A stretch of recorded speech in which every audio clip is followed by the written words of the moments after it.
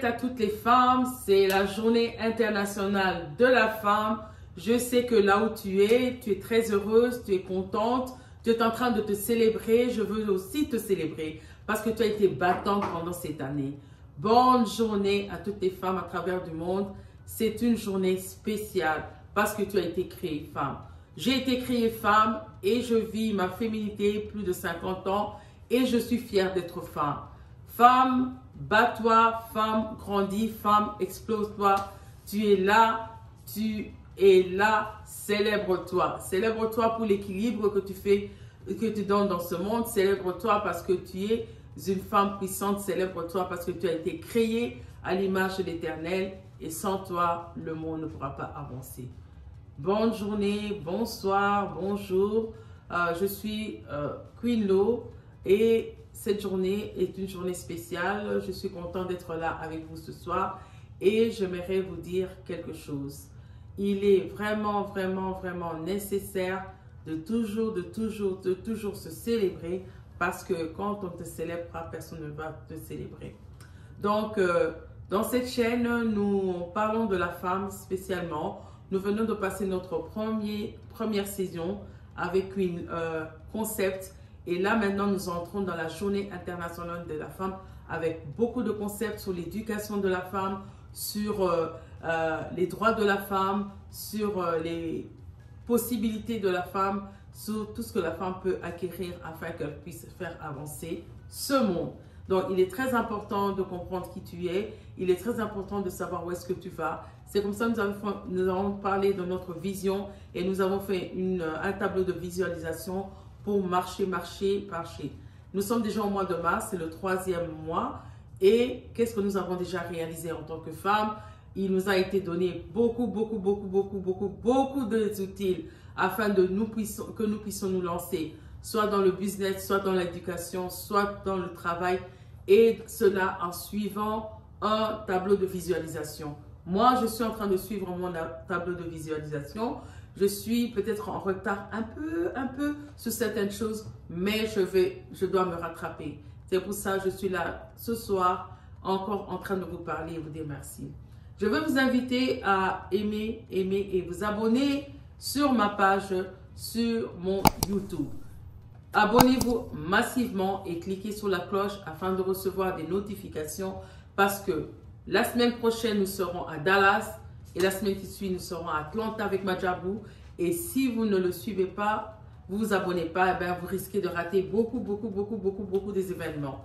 Nous aurons une conférence, une très grande conférence à Dallas et nous allons vous montrer qu'est-ce qui s'est passé à Dallas pendant tout ce mois de mars. N'oubliez pas d'acheter mon livre, il est à 5 $ pendant ce mois de mars. Après, il va augmenter à 10 $. Vous allez sur www.shopsoukef.com et vous pouvez avoir le livre, soit en français, soit en anglais. Ce livre parle de la vision, ce livre parle de l'organisation, ce livre parle de projet. Ce livre, c'est un livre que de mettre dans la poche. Je vous remercie. Aujourd'hui, nous allons continuer ce que nous avons commencé la fois passée. Nous avons commencé au début du mois de mars sur ce thème très important de la femme, de la journée internationale de la femme. Comme c'est vaste, c'est vraiment vaste, nous avons découpé ça en 2 parties. Nous avons appris la fois passée sur l'historique de la journée internationale de la femme et des thèmes des journées internationales de la femme. Mais pour cette fois-ci, nous voulons parler de 2022. Qu'est-ce que 2022 nous réserve et pourquoi ce titre de la journée internationale de la femme? Commençons. Et voilà maintenant, nous sommes en 2022. Quel est le thème de 2022? Qu'est-ce que 2022 nous cache? 2022, le thème c'est l'égalité aujourd'hui pour un avenir durable. Nous comprenons aujourd'hui que les efforts ne sont pas faits comme prévu. Si chaque fois on ne fait que répéter l'égalité aujourd'hui pour un avenir durable, ça veut dire que l'égalité dans certains pays n'est pas encore enregistrée et il y a encore un grand travail à faire. De quoi il s'agit en 2022? En reconnaissance de la contribution des femmes et des filles du monde entier qui mène l'offensive, bien sûr, quant à l'adaptation et à la réponse au changement climatique et à leur atténuation en faveur de la construction d'un avenir plus durable pour toutes les personnes. Il y a une crise climatique qui est en train de ravager le 21e siècle et faire progresser l'égalité des sexes dans le contexte de la crise climatique et de la réduction des risques de catastrophes est l'un des plus grands défis aujourd'hui au 21e siècle. Nous devons savoir que les problèmes liés au changement climatique et à la durabilité ont eu et continueront à avoir des répercussions graves et durables sur notre environnement et surtout sur le développement. Et surtout sur le développement économique et social. Et cela frappe directement la femme. Nous devons comprendre que la femme, elles sont les plus vulnérables et les plus marginalisées. Et ce phénomène, ce changement climatique, elle frappe surtout les plus vulnérables et les marginalisés. Et nous savons que les femmes sont les plus reconnues comme étant les personnes vulnérables et aux impacts de changement climatique que les hommes, car elles constituent la majorité des personnes pauvres de la planète et sont davantage dépendantes des ressources naturelles. Les femmes aujourd'hui, elles sont vraiment dépendantes des ressources naturelles. Ce sont les femmes qui vont au champ, ce sont les femmes qui cultivent, ce sont les femmes qui amènent la nourriture à la maison. Et quand il y a les changements climatiques, ce sont elles qui sont les plus frappées. Et elles sont les plus menacées par ce changement climatique. Et en même temps, nous devons aussi comprendre que ce sont ces femmes et ce sont ces filles qui sont les leaders et responsables du changement, œuvrant efficacement et puissamment en faveur de l'adaptation au changement climatique et de leur atténuation. Elles participent à des initiatives de développement durable dans le monde entier et leur participation et leur leadership se traduit par une action climatique plus efficace. Donc, elles sont les leaders pendant ces moments et c'est elles qui organisent tout. Elles savent quand est-ce qu'il va pleuvoir, elles savent quand est-ce qu'il y aura la sécheresse, elles essaient de s'organiser, elles essaient de se mettre ensemble en groupe, elles essaient de travailler ensemble dans plusieurs pays. Elle se bat en vent et marée, elle se bat contre ce changement climatique avec un leadership qui leur pousse à toujours survivre et avoir des bons résultats.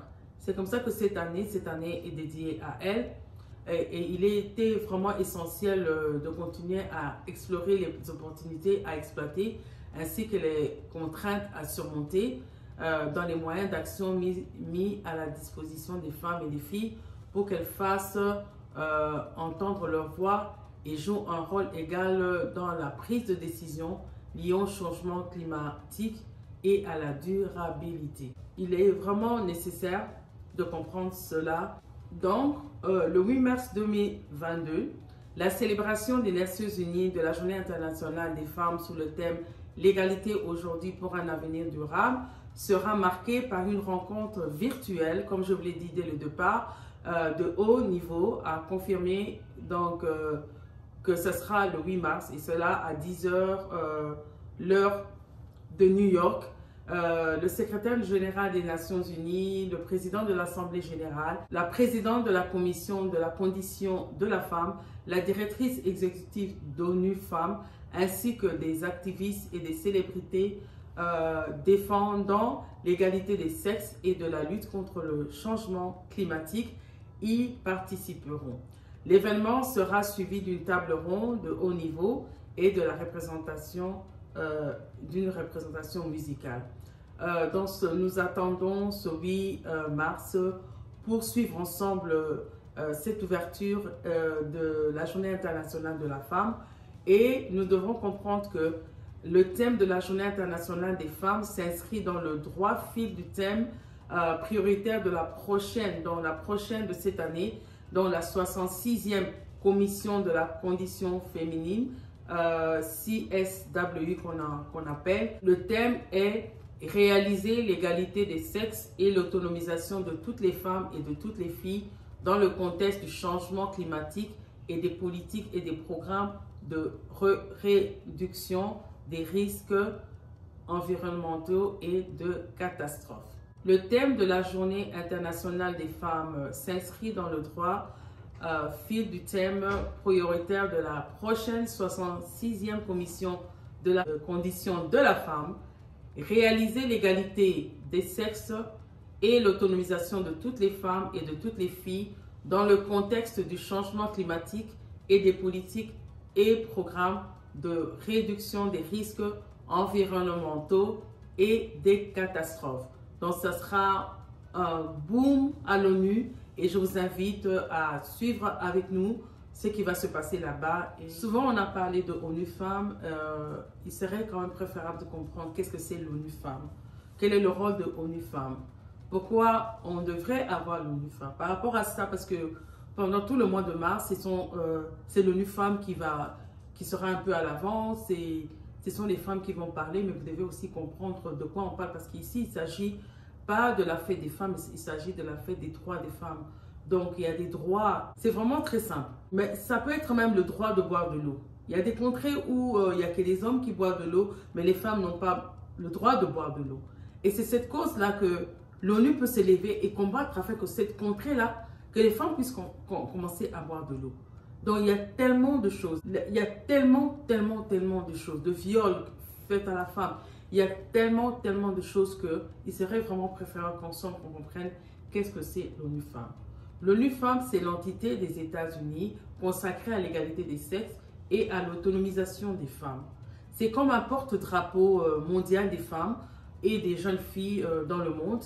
Et l'ONU Femmes a été créée pour accélérer les progrès dans la réponse apportée à leurs besoins partout dans le monde. Bon, il est compris que ce sont les femmes qui organisent cette commission. Et cette commission de femmes, elle est vraiment, c'est une grande commission à l'ONU et vraiment beaucoup respectée par le secrétaire général de l'ONU et à toute l'ONU. Et ces femmes-là se battent parce qu'elles ont compris que ceux qui vont battre ici, elles ne se lèvent pas. Elles ne se lèvent pas elles-mêmes. Qui pourra se lever pour elles? Donc, l'ONU Femmes soutient les États membres des Nations Unies. Donc, il faut être membre des Nations Unies pour que l'ONU Femmes puisse te soutenir afin d'adopter des normes internationales pour parvenir à l'égalité des sexes et travailler avec le gouvernement et la société civile à concevoir ces lois, donc des droits pour ces femmes-là, les politiques, les programmes et les services nécessaires pour veiller à l'application effective de ces normes et à ce que femmes et filles en bénéficient. Parce qu'on veut que les femmes bénéficient des services, bénéficient des lois, bénéficient des programmes, bénéficient des politiques. Et cela partout dans le monde. L'ONU Femmes intervient dans l'échelle mondiale pour faire de l'ambition des objectifs de développement durable une réalité pour les femmes et les filles. Et l'ONU Femmes soutient la participation équitable des femmes à tous les aspects de la vie en mettant l'accent sur 5 domaines prioritaires. Et quels sont ces 5 domaines prioritaires que l'ONU Femmes est en train de travailler dessus? Le premier, c'est le renforcement du leadership. Donc, renforcer le leadership des femmes et leur participation, surtout leur participation. Le deuxième, c'est mettre fin à la violence à l'égard des femmes. Vous savez qu'il y a plusieurs formes de violence, violence verbale, violence physique, et toutes ces violences-là sont traitées dans ce deuxième panel. Le troisième, c'est intégrer les femmes dans tous les aspects de processus de paix et de sécurité. Nous savons que si un pays a besoin de paix, nous devons intégrer les femmes dans les prises de décision. Et cela vraiment est important et cela accélère un peu les pourparlers entre les groupes qui sont en guerre, et cela amène rapidement la paix. La quatrième, c'est renforcer l'autonomisation économique des femmes, qui est très importante. La femme doit être autonome, je ne cesserai de parler. La femme doit être capable de se souvenir et souvenir à sa famille. Et placer l'égalité des sexes au cœur des processus de planification et de budgétisation au niveau national. On aimerait que quand il y a des processus de planification, de budgétisation au niveau national, il faut que les femmes y participent. Vous allez comprendre que quand dans une politique, il n'y a pas 50% de femmes, quand dans une politique, il n'y a pas 40% de femmes, et que les décisions sont prises, les décisions seront prises par les hommes, et les décisions seront prises pour les hommes, et les femmes seront encore celles qui sont les plus vulnérables, celles qui sont les plus endommagées, et le pays n'entrera pas dans un progrès espéré parce que les femmes sont encore mises en arrière. Il est souhaitable, il est préférable que les femmes soient toujours en complémentarité avec l'homme afin qu'elles puissent évoluer, afin qu'il y ait de progrès dans la société, afin que le pays puisse avancer. Et cela va aider beaucoup la société, beaucoup les politiques, et cela va mettre beaucoup de choses, des gens à l'aise, et cela peut même réduire beaucoup de conflits qui se passent entre les deux sexes. Non seulement l'égalité des sexes est un droit humain fondamental, mais sa réalisation a d'importantes retombées socio-économiques. Autonomiser les femmes alimente des économies florissantes, entraînant gain de productivité et croissance. Pourtant, les inégalités entre les sexes restent profondément ancrées dans toutes les sociétés. Les femmes n'ont pas toujours accès à un travail décent et font face à une ségrégation des emplois et des écarts de rémunération entre les sexes. On leur refuse trop souvent l'accès à l'éducation et aux soins de santé de base. Partout dans le monde, les femmes sont victimes de violences et de discriminations, comme on l'a dit dès le départ. Elles sont sous-représentées, bien sûr, dans les processus décisionnels politiques et économiques. Donc, ça sont les statistiques mondiales, comme je vous l'ai expliqué dès le départ. Les femmes n'y participent pas trop et cela peut amener au non-progrès d'une société. Mais nous devons quand même dire aussi que au cours des dernières décennies, après tout ce combat, les Nations Unies ont enregistré le progrès significatif dans la défense de l'égalité des sexes, notamment grâce à des accords historiques faits par plusieurs sociétés civiles. Pour terminer, je dirais ceci. La Journée internationale de la femme devait être une journée de réflexion. Une journée de réflexion non seulement à la femme, mais aussi à la jeune fille, de savoir son avenir dans quelques années. Oui, bien sûr, il y a eu des programmes jusqu'en 2030, ou si je devais vraiment me focaliser à l'Union africaine jusqu'en 2063, mais nous devons comprendre que chaque année, chaque minute compte pour la femme. Nous devons mettre tous nos efforts afin d'éduquer la femme. Nous devons mettre tous nos efforts afin d'aider la femme. Et j'invite les sociétés civiles qui travaillent avec les femmes de toujours continuer à mettre leur accent dans l'éducation de la femme. Parce que si nous avons des femmes éduquées, nous avons une société épanouie. Si nous avons des jeunes filles éduquées, nous avons des sociétés non seulement égalitaires, mais des sociétés prospères. Nous devons mettre l'accent sur les femmes rurales qui n'ont peut-être pas reçu l'éducation, à toujours les aider à travailler et à travailler la terre afin qu'il y ait toujours du pain et de la nourriture dans leur maison, afin d'éradier la faim. La pauvreté est majeure dans notre continent africain et nous, en tant que femmes, nous devons nous lever, non seulement en tant que femmes de paillettes, mais des femmes capables de réussir et de faire avancer la société. Et dans ce souci, dans la quête d'une société complémentaire entre l'homme et la femme, où chacun joue sa partition dans la diversité, sans relever les faiblesses, mais plutôt en collectionnant les forces d'un chacun, la femme comme l'homme pour un même but dans la société, celui de la création de sociétés épanouies pour la transmission des valeurs positives. Donc, bonne journée. Je vous souhaite encore une très bonne journée internationale de la femme, que cette journée soit une journée de réflexion, que cette journée soit une journée de prière, que cette journée soit une journée de révolution. Merci de m'avoir suivi pendant 2 semaines pour cette journée internationale de la femme. Merci beaucoup, beaucoup, beaucoup. Partagez, partagez ce YouTube. Et je vous attends la semaine prochaine parce que nous serons dans des conférences et nous serons aussi avec Majabou. Et cela, ça sera à Dallas et Atlanta. Je vous remercie. Au revoir et bonne journée encore. Bye.